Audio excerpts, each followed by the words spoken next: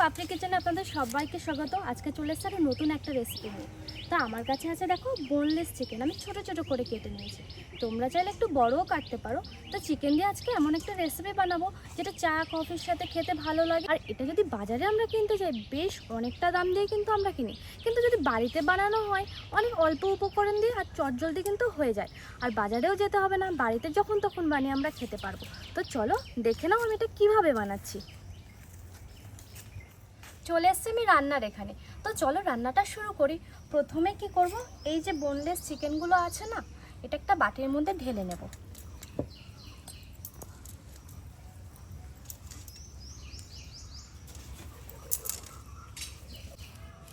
আর এদিকে উপকরণ কী কী লাগবে সেটা আমি বলে দিই।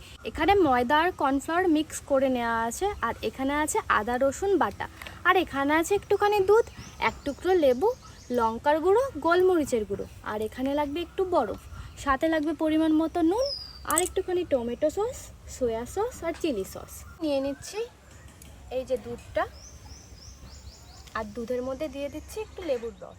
এই দুধের মধ্যে লেবুর রসটা দিলে বলো তো কী হয়, এই যে দুধটা একটুখানি দই দই হয়ে যায়, পুরো মতো দই হয় না, একটুখানি দই দই হয়, এটাকে বলা হয় বাটার মিল্ক। তো এটা একটুখানি সময় আমি রাখবো সাইডে। দিচ্ছি একটু চিলি সস, এবারে দিয়ে দিচ্ছি একটু সয়া সস। এখন দিয়ে দেব আদা রসুনের পেস্টটা, আর দিচ্ছি একটু লঙ্কার গুঁড়ো। আপনারা যেই রকম পরিমাণ ঝাল খাবেন সেরকম দেবেন, আমি অল্প পরিমাণ দিচ্ছি, বেশি দেব না। দিচ্ছি একটু পরিমাণ নুন, যেহেতু সয়া সসে নুন থাকে তো নুনটা আমরা বেশি পরিমাণ দেব না, অল্পই দেব। এবারে দিয়ে দিচ্ছি এই যে কার্ডেল করে রাখা যে মিল্কটা রেখেছিলাম আগে থেকে ওটা, আর এই দুধটা দেখো এইটুখানি এই যে দই দই হয়ে গেছে, তো এর জন্যই অপেক্ষা করছিলাম। এখন দিয়ে দেবো এই কার্ডেল করা মিল্কটা, সম্পূর্ণটা লাগবে না, এবার হাত দিয়ে এটা মিক্স করে নেব।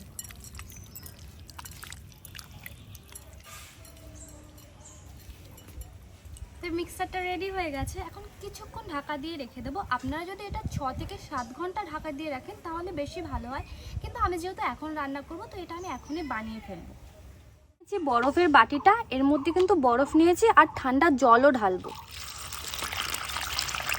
এখন নিয়ে নিয়েছি ময়দা আর কর্নফ্লাওয়ার মিক্স করে রাখা যে বাটিটা সেটা।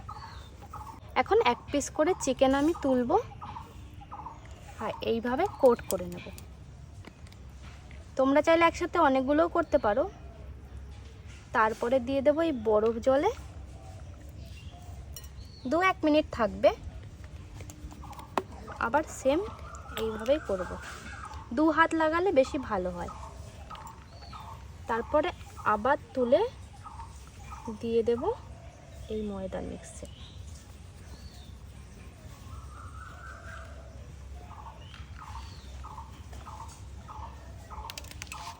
তারপরে একে একে এভাবে তুলে এইভাবে ঝাড়া দিয়ে তুলে রেখে দেব।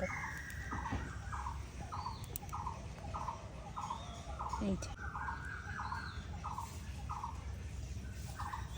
এক এক করে সব করে নেব।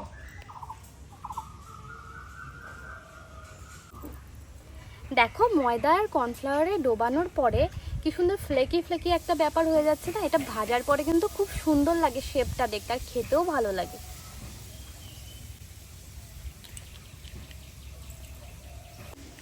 Good morning.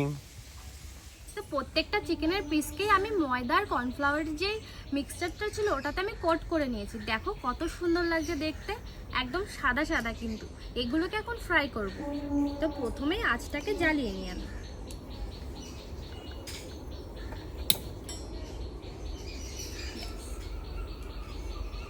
এবারে বসিয়ে দেবো একটা ফ্রাইং প্যান। এটা আমি ছড়ানো নিয়েছি, একসাথে অনেকগুলো ভাজা যায় সেই কারণে। তোমরা চাইলে নর্মাল কড়াইও ব্যবহার করতে পারো। এখন অপেক্ষা করে এটা কতক্ষণে গরম হবে, তারপরে দিয়ে দেবো সাদা তেল ভাজার জন্য। তবে জানো তো লাস্ট টাইম আমরা একটা রেস্টুরেন্টে গিয়েছিলাম, সেখানে আমরা চিকেন পপকর্ন অর্ডার করেছিলাম। বিশেষ করে খুব একটা বেশি ছিল না, 15 থেকে 16 পিস হয়তো ছিল, 220 টাকা নিয়েছিল। কিন্তু আমরা যে বাড়িতে বানাচ্ছি এটাতে কিন্তু বেশি খরচ নেই, আর অল্প খরচে কতগুলো হয়ে যাচ্ছে। এটা কিন্তু বেশ অনেকটাই হয়েছে। আমি অল্প পরিমাণ চিকেন নিয়েছি, এখানে কিন্তু 200 গ্রাম মতো চিকেন হবে, কিন্তু 200 গ্রাম চিকেনে দেখো কতগুলো চিকেন পপকর্ন হবে, খেতে কিন্তু দুর্দান্ত লাগে এটা। তো চলো এখন কড়াইটাও গরম হয়ে গেছে, তেলটা দিয়ে দিই আর চটপট ভেজে নিই। এবারে ঢেলে দিচ্ছি সাদা তেল।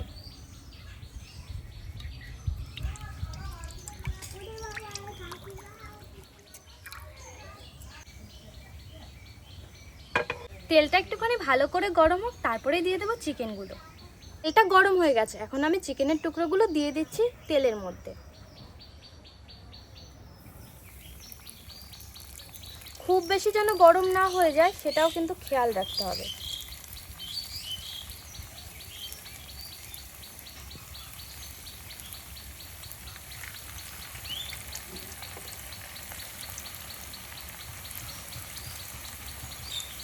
এক এক করে সব দিয়ে দিচ্ছি।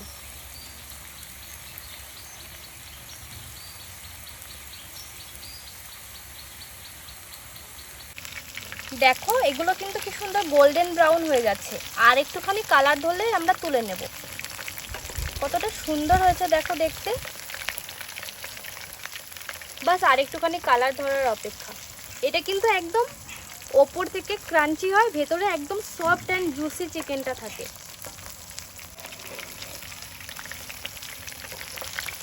একটা না ও ঝাঁঝরি কিনতে যেতে হবে, আমার ঝাঁঝরিটা যে ভেঙে গেছে এখনো আনাই হয়নি, মার্কেটেও যাওয়া হয়নি, আনাই হয়নি। এবারে এক এক করে আমি তুলবো এগুলো।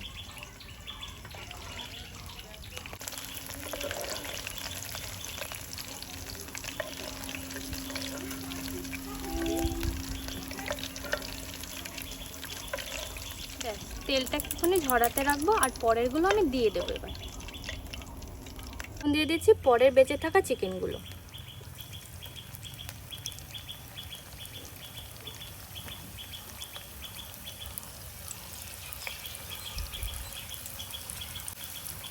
অল্পই আছে, ব্যাস এগুলো ভেজে নিলে কমপ্লিট হয়ে যাবে আজকের রেসিপি। তারপরে একটুখানি মশলা দিয়ে ডেকোরেশন করে সস দিয়ে পরিবেশন করতে হবে, ব্যাস। পরে যে চিকেনগুলো দিয়েছিলাম ওগুলো প্রায় হয়ে গেছে, দেখো কত সুন্দর একদম আওয়াজ হচ্ছে একটা। এখন আমি একে একে তুলে নিচ্ছি।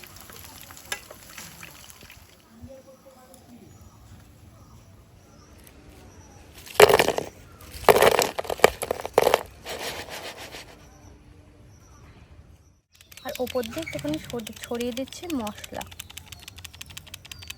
এই মশলাটা ছড়িয়ে খেতে কিন্তু বেশ ভালো লাগে। এটা হচ্ছে ম্যাগি মশলা। আমার চিকেন পপকর্ন কিন্তু একদম রেডি। তোমরাও কিন্তু বাড়িতে অবশ্যই বানাবে, খেতে কিন্তু অসাধারণ হয়।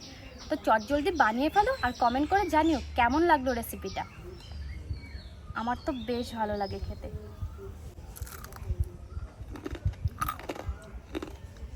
কতটা ক্রাঞ্চি, দারুণ টেস্ট।